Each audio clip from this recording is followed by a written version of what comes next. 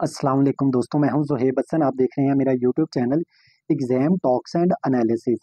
सो दोस्तों, हम down newspaper का एनालिसिस कर रहे होते हैं, जो उसमें इंपॉर्टेंट आर्टिकल्स होते हैं ताकि आपकी सीएनएस पीएमएस और एफपीएससी पीपीएससी की तैयारी हो सके। सो आज हम 16 जुलाई 2025 का जो एडिटोरियल के टॉपिक्स हैं उनको स्टडी करने जा रहे हैं, जिसमें पहला एडिटोरियल का टॉपिक है द नेक्स्ट डिलज के नाम से, या फिर हम कहते हैं दी नेक्स्ट डिल्यूज के नाम से। अब ये दोस्तों आर्टिकल है, ये पाकिस्तान के अंदर जो बारिशें हो रही हैं, जो फ्लड्स आने की का थ्रेट है, उसके बारे में ये हमें इंफॉर्मेशन देगा। देखते हैं कि इसके अंदर राइटर क्या बता रहा है। दोस्तों, 2022 के अंदर भी पाकिस्तान के अंदर फ्लड आया था, और राइटर ये कहता है कि वो सिर्फ नेचर डिजास्टर नहीं था, बल्कि वो क्लाइमेट चेंज और ह्यूमन मिस्टेक्स दोनों की वजह से आया था। सो इसका मतलब कि अगर हमें कोई सिचुएशन को फेस करना पड़ता है, वो सिर्फ नेचर डिजास्टर की वजह से नहीं होता, हमारी अपनी भी गलती कोताहियां उसके अंदर शामिल होती है। अब ये आर्टिकल हमें वार्न करता है कि अगर हमने एक्शन ना लिए, जो इम्पोर्टेंट स्टेप्स है वो ना उठाए, तो फ्यूचर में दोबारा से फ्लड्स आने का खतरा हो सकता है। ये बेसिकली राइटर कहना चाहता है। सो देखते हैं और इसके अलावा हमें क्या इन्फॉर्मेशन इस आर्टिकल के अंदर राइटर ने दी है।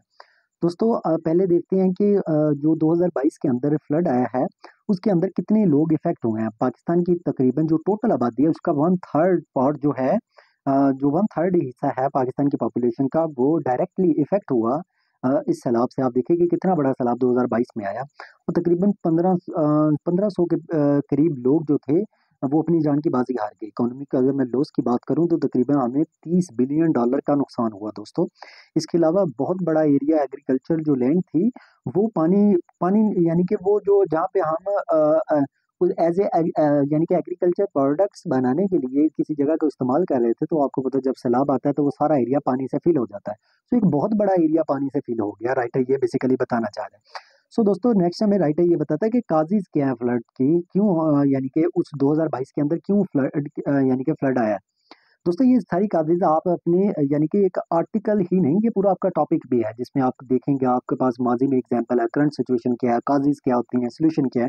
आपका पूरा ये फ्लड रिलेटेड पूरा टॉपिक इंशाल्लाह कवर हो जाएगा। सो देखते हैं दोस्तों, हम डेली बेसिस पे कवर भी ऐसे करते हैं कि आपका आर्टिकल ही नहीं टॉपिक कवर हो। सो देखते हैं काज़ीज़ क्या थी फ्लड की। दोस्तों, जो हमारा साउदर्न पाकिस्तान है उसमें बहुत ज़्यादा पहले ही यानी कि खुश्क साली का मसला था। लेकिन मसला क्या होता है कि जो प्री मानसून रेन होती है, यानी कि जो मानसून की बारिशें होती हैं उससे पहले यानी कि बारिशें होती हैं कुछ अरसा, वो 2 गुना ज़्यादा हो गई, यानी कि नॉर्मल जितनी होती है उससे 2 गुना ज़्यादा हो गई, और जब मानसून का सीज़न आया, तो जितनी बारिशें होती हैं उससे 5 गुना ज़्यादा बारिशें हो गई। तो इसका मतलब पानी तो बहुत ज़्यादा हो गया। अब दू दू एक तो ये मसला हो गया, बारिशें ज़्यादा हो गई, इस वजह से फ्लड आना था। दूसरा ये हुआ कि गर्मी बहुत ज़्यादा हो गई, एनवायरनमेंट टेम्परेचर बहुत ज़्यादा बढ़ गया, जिसकी वजह से क्या हुआ, जो ग्लेशियर्स थे हिमालयाज़ में, हिमालय रेंज पे जो ग्लेशियर्स थे हमारे, वो बड़ी स्पीड से मेल्ट होना शुरू हो गए।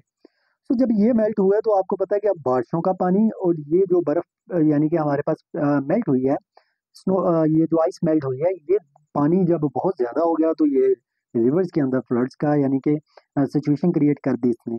सखर बैराज में हमारा जो वाटर का लेवल था, वो 170% ज़्यादा हो गया नॉर्मल की निस्बत, फ्लो जो उसका था वाटर का।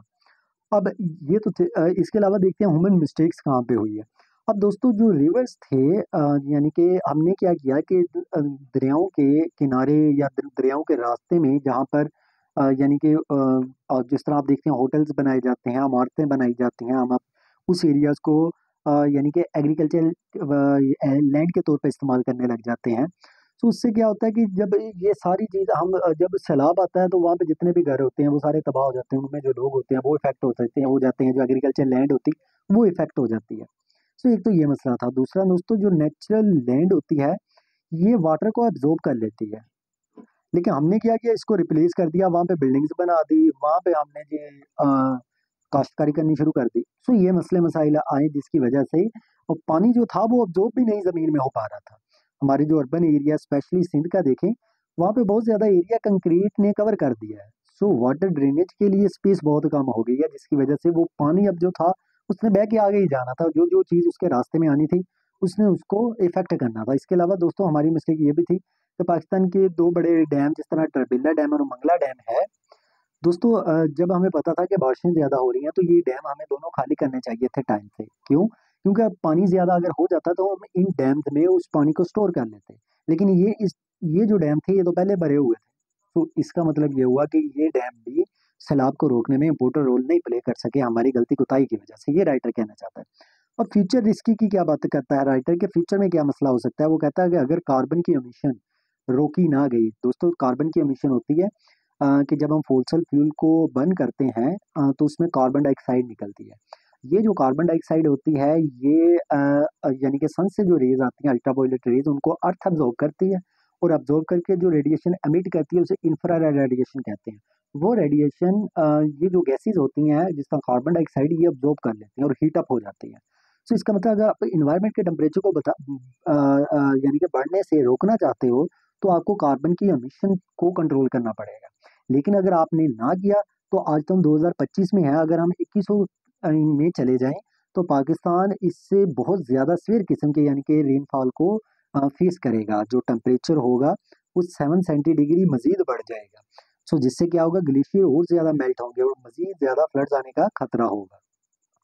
सो राइटर ये कहता है कि हमारी तो इकोनॉमी पहले बहुत वीक है और हमारी सर्विसेज भी वीक हैं।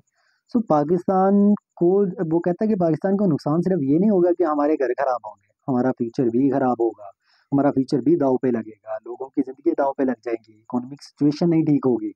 सो वो कहता है कि इस सिचुएशन को डील करना बहुत ज़रूरी है। अब हमें क्या करने की ज़रूरत है, देखें दोस्तों ये आपका एक आर्टिकल ही नहीं, पूरा टॉपिक ही आपका फ्लड्स के रिलेटेड कवर हो रहा है, जो आपको पाकिस्तान अफेयर में, करंट अफेयर में आपका जनरल साइंस एंड एबिलिटी का पेपर है, आपको इन्वायरमेंटल साइंस में हेल्प करता है। सो ये पूरा टॉपिक आपको यानी कि वहाँ पे हेल्प कर सकता है। सो दोस्तों राइटर ये कहता है कि हमें बेटर रिवर और लैंड मैनेजमेंट की ज़रूरत है ताकि हम हमारी जो मैनेजमेंट है वो बेहतर हो सके। इसके अलावा दोस्तों जो हमने रिजर्वेयर है उनको बेहतर तौर पे मैनेज करने की ज़रूरत है। इसके अलावा दोस्तों कंस्ट्रक्शन जो है हमें उस जगह पे रोकने की ज़रूरत है जिस रास्ते में फ्लड्स हो, यानी कि जो पानी का बहाव आ रहा है उस जहाँ पे फ्लड्स आने का खतरा हो वहाँ पे आप कंस्ट्रक्शन ना करें, क्योंकि वहाँ पे अगर कंस्ट्रक्शन करेंगे तो फ्लड्स जब भी आएंगे तो वहाँ पे मसला होगा। दूसरा ये कि जिस तरह हमने कंस्ट्रक्शन करनी शुरू कर दी थी, जो ग्रीन एरियाज थे उन्हें ख़त्म करना शुरू कर दिया था, जिस तरह हम डिफॉरेस्टेशन करते जा रहे हैं, प्लांट्स को ख़त्म करते जा रहे हैं, ये दोबारा से हमें ग्रीन एरियाज को रिस्टोर करने की ज़रूरत है, यानी कि प्लांटेशन करने की ज़रूरत है। उसका फ़ायदा क्या होता है दोस्तों, ये कार्बन डाइऑक्साइड को इनहेल कर लेते हैं, वो ऑक्सीजन को एक्सेल करते हैं। सो जिसकी वजह से कार्बन डाइऑक्साइड की कंसंट्रेशन एनवायरनमेंट में कम हो जाती है। कार्बन डाइऑक्साइड की कंसंट्रेशन कम होगी तो टेम्परेचर बाहर का ज़्यादा हाई नहीं होगा, ये मसला होता है। सो इससे आपको ग्रीन एरियाज को रिस्टोर करने की ज़रूरत है। इसके अलावा दोस्तों हमें इंफ्रास्ट्रक्चर पे इन्वेस्ट करने की ज़रूरत है, जिस तरह हमें फ्लड प्रोटेक्शन वॉल्स बनाने की ज़रूरत है, ड्रेनेज सिस्टम को इम्प्रूव करने की ज़रूरत है, और अर्ली वार्निंग की यानी कि सिस्टम को इम्प्रूव करने की ज़रूरत है कि लोगों को बताया जाए फ्लड्स आने वाला, आप निकल जाए यहाँ से। अभी भी ये सिस्टम है लेकिन इससे भी बेहतर होना चाहिए। सो राइटर कहता है कि इंटरनेशनल सपोर्ट मैटर तो करती है, इंपॉर्टेंट भी है, लेकिन दोस्तों मेन रिस्पॉन्सिबिलिटी तो हमारी गवर्नमेंट ने उठानी है ना। अगर नहीं इंटरनेशनल कम्युनिटी अब आपके साथ इतना आपको सपोर्ट करती तो फिर हल किसने निकालना है, वो तो हुकूमत ने निकालना है ना। तो हुकूमत निकाले, क्योंकि हुकूमत का मकसद ही ये होता है कि वो जो आवाम होती है उनके मसले मसाइल को दूर किया जा सके। सो दोस्तों नेक्स्ट है हमारा FC रिवैम्प के नाम से टॉपिक, ये एडिटोरियल का दूसरा टॉपिक है हमारे पास। इसके अंदर हम क्या डिस्कस करने जा रहे हैं दोस्तों, ये हम देखते हैं, इंट्रोडक्शन से स्टार्ट करते हैं। सो दोस्तों होता क्या है कि पहले एक फोर्स थी फ्रंटियर कॉन्स्टेबलरी फोर्स, ये सिविलियन पैरामिलिट्री फोर्स है, जिस तरह पुलिस की एक फोर्स है, रेंजर की एक फोर्स है, इसी तरह की एक फोर्स थी। अब इसका नाम चेंज करके पहले ये फ्रंटियर था, फ्रंटियर से फेडरल कर दिया गया, फेडरल कॉन्स्टेबलरी उसका नाम रख दिया गया। इसका मेन लेकिन जो ड्यूटी पहले वाले नहीं, यानी कि सिर्फ नाम चेंज किया गया। हुकूमत कहती है ड्यूटीज वही रहेंगी जो पहली ड्यूटीज पहले होती थी, यानी कि फ्रंटियर कॉन्स्टेबलरी की। ये क्या ड्यूटीज होती है आगे हम स्टडी भी करेंगे। सो ये राइटर बेसिकली ये हुकूमत ये कहते हैं कि हमने ये काम इसलिए किया है ताकि ये जो फोर्स है इसको रिकग्नाइज बेहतर किया जा सके, इसका स्ट्रक्चर बेनिफिट्स को बेहतर तौर पे पेश किया जा सके या इसका फ़ायदा उठाया जा सके। सो दोस्तों देखते हैं कि इस आर्टिकल के अंदर मजीद क्या डिस्कस किया जा रहा है। जिस तरह हमने पढ़ा कि पहले नाम ये था, अब चेंज करके फेडरल कंस्टेबलरी रख दिया गया, एक चीज़। दूसरी ये कि ड्यूटी सेम है, क्या ड्यूटीज़ हैं, वही ये लॉ एंड ऑर्डर को मेंटेन करेंगे, ये पुलिस और लॉ इन्फोर्समेंट एजेंसीज जो हैं उनको सपोर्ट करेंगे, और इसके अलावा दोस्तों जो जहाँ पे फेडरल गवर्नमेंट को ज़रूरत होगी वहाँ पर सिक्योरिटी भी प्रोवाइड करेंगे। सो ये पर्पज़ है इसका। अब दोस्तों देखते हैं हाउ चेंजेस हैपेंड, यानी कि ये जो चेंजेस लेके आए हैं नाम में, ये चेंजेस आई कैसे है। ये पार्लियामेंट से चेंज नहीं हुई, बल्कि एक ऑर्डिनेंस लेके आया गया और प्रेसिडेंट ने बस उसके ऊपर साइन कर दिए। तो ये पार्लियामेंट के थ्रू नहीं है, जस्ट एक ऑर्डिनेंस के थ्रू ये नाम चेंज कर दिया गया। अब गवर्नमेंट की जो स्टेटमेंट है वो ये है, जो minister of state for interior है वो उसने ये कहा है कि ये जो हमने नाम चेंज किया है, ये हमने कोई पुलिस के पैरेलल फोर्स नहीं बना दिया। ऐसा नहीं है कि एक साइड पे पुलिस काम करेगी, उसी साइड पे दूसरी साइड पे ये काम करेगी, क्योंकि ये जो अदारा हुकूमत ने बनाया है, ये हम जो बात कर रहे हैं फेडरल कंस्टेबलरी, दोस्तों ये फेडरल के अंडर है। पुलिस जो है वो प्रोविंस के अंडर है। सो ये लॉ एंड ऑर्डर सिचुएशन जो है ये प्रोविंस के मैटर है। सो हुकूमत इनको डील नहीं कर सकती जो फेडरल है, मतलब कि पुलिस के सिस्टम को। सो राइटर ये कहता है कि ऐसा तो नहीं कहीं मसला होगा कि ये आके अब पुलिस के एक पैरेलल फोर्स बना रहे हैं और जहाँ पे इनका दिल करेगा पुलिस पुलिस नहीं कार्रवाई करेगी या फेडरल के थ्रू कार्रवाई करवा देंगे। ऐसा नहीं होना चाहिए, राइटर ये कहना चाह रहे हैं। लेकिन गवर्नमेंट ये कह रही है कि हमने जस्ट अपनी डिफेंस सिस्टम को इम्प्रूव करने के लिए ये काम किया है, और जिस तरह दूसरी फोर्सेस को रिस्पेक्ट दी जाती, फायदे मिलते हैं, उसी तरह इस फोर्स को भी रिस्पेक्ट मिलनी चाहिए, बेनिफिट्स मिलने चाहिए, इसलिए हमने ये काम किया। सो लीडरशिप रोल अगर हम देखें तो प्राइम मिनिस्टर शहबाज शरीफ और इंटीरियर मिनिस्टर जो है मोहसिन नकवी, उसने इस ये जो ट्रांसफॉर्मेशन हुई है, नाम चेंज किया गया है, इसकी अप्रूवल दी, और जो यानी कि इसका स्ट्रक्चर और पावर्स को मजीद अपग्रेड किया गया है। सो दोस्तों अब राइटर ये कहता है कि जो यानी कि मिनिस्टर की तरफ से स्टेटमेंट दी गई है वो बड़ी डिफेंसिव है कि हमने कोई पैरेलल फोर्स नहीं बना दी। लेकिन राइटर ये कहता है कि क्वेश्चन ज़रूर उठेगा, क्या आप प्रोविंस में जो पुलिस है उसको टेक ओवर तो नहीं करना चाहते? आप अब ये तो नहीं चाहते कि अगर प्रोविंस की हुकूमत आपके अंडर नहीं है तो फेडरल की हुकूमत अपनी किसी फोर्स के जरिए ये काम करवा सके? ये काम तो नहीं है। ये राइटर बेसिकली मेजर पॉइंट को डिस्कस करना चाहता है। हाँ, राइटर ये कहता है कि दूसरी फोर्सेस भी दोस्तों एग्जिस्ट करती हैं, जिस तरह पाकिस्तान के पास पहले पैरामिलिट्री और दूसरी फोर्सेस जो हैं, जिस तरह रेंजर है, फ्रंटियर कोप्स है, ये पहले ही एग्जिस्ट कर रही है। अगर तो ये स्टेप इस वजह से लिया गया है कि ये अब जो रेंजर्स हैं या फ्रंटियर कोप्स हैं, ये इंटीरियर यानी कि सिक्योरिटी को देख रहे हैं। हालांकि इनका काम तो बॉर्डर पे होना चाहिए, जिस तरह आर्मी का काम है बॉर्डर पे। लेकिन क्योंकि हमारे इंटीरियर के बहुत ज़्यादा मसले हैं, पुलिस को उस तरह से हमने उसकी एफिशिएंसी को हमने बढ़ाया नहीं है। इस वजह से फिर हमें रेंजर से काम लेना पड़ता है या दूसरे पैरामिलिट्री फोर्सेस से काम लेना पड़ता है। राइटर ये कहता है अगर तो आपने ये काम इसलिए किया है कि आप जो ये रेंजर है और जो फ्रंटियर कॉर्प्स हैं इनको बॉर्डर पे भेज देंगे ताकि अपनी सिक्योरिटी अदा करें, और ये फोर्सेस जो आप बनाई हैं ये यानी कि मुल्क की जो सिक्योरिटी है उसको देखें, फिर तो ठीक है। फिर एक पॉजिटिव पॉइंट है, वो कहता है ये पॉजिटिव पॉइंट भी इसलिए होगा क्योंकि इसका मतलब ये होगा कि ये जो अब आपने ये जो पैरामिलिट्री फोर्स बनाई है ये सिविलियंस है। सो सिविलियंस का कंट्रोल आएगा लॉ एंड ऑर्डर को मेंटेन करने के लिए, ये ज़्यादा बेस्ट है। तो इस पे आवाम का ट्रस्ट भी होगा और वो अंडर द कॉन्स्टिट्यूशन भी होगा, दैट इज़ द बेस्ट। ये राइटर बेसिकली कहना चाहता है।